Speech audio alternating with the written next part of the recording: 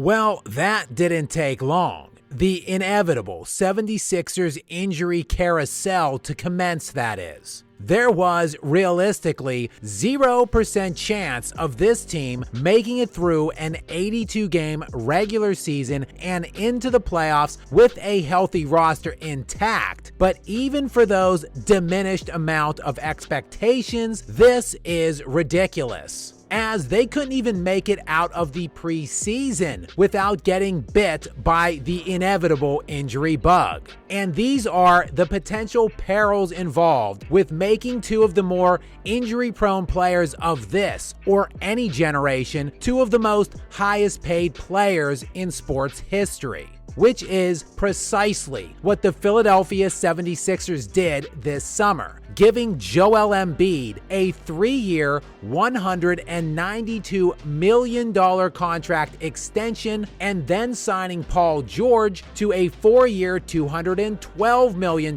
contract. The insane amount of cash Philadelphia has committed to these two makes each of them a member of a very exclusive club.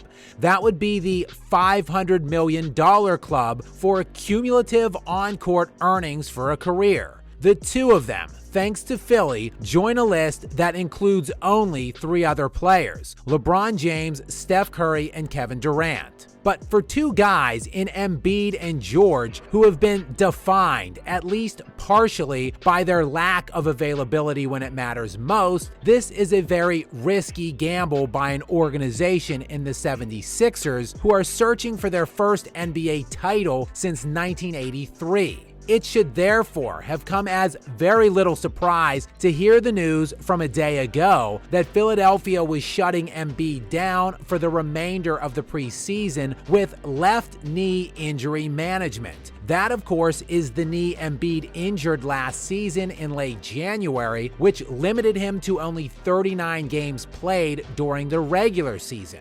And he would then, of course, re-injure that same knee in the postseason and was pretty obviously depreciated in Philadelphia's first-round playoff ousting at the hands of the New York Knicks. Again, though, none of this should surprise anyone, as Embiid has been hampered by injuries for his entire career. Remember, he didn't even play a single game in the NBA for his first 2 full seasons after Philadelphia drafted him 10 years ago in advance of the 2014-2015 season. And since that year, Embiid has never even played 70 games one time. In fact, he has only made it into the 60s of games played 4 times out of 10 seasons. Joel Embiid, who, again, has made over $500 million in on-court salary by his 30th birthday, has played in only 433 regular season games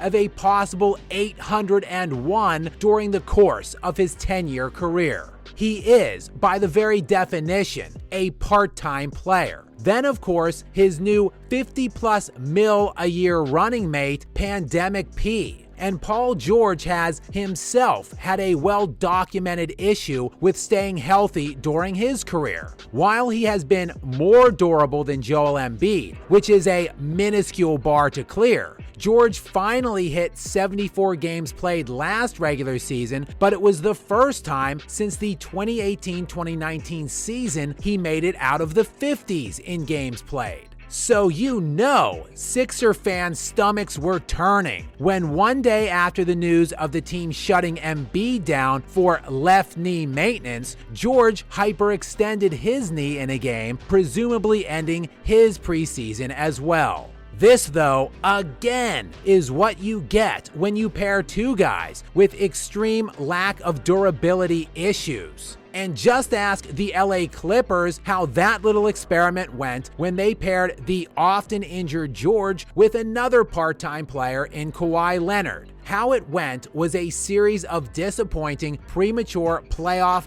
flameouts amid exorbitant amounts of money being dished out to a couple of guys playing half of the games. Speaking of which, yeah, again, that didn't take long. Kawhi Leonard, who has played more than 68 games only twice in his 13-year career, has also been ruled out by the Clippers for the remainder of their preseason, a preseason which he has yet to play a single game of due to inflammation in his right knee.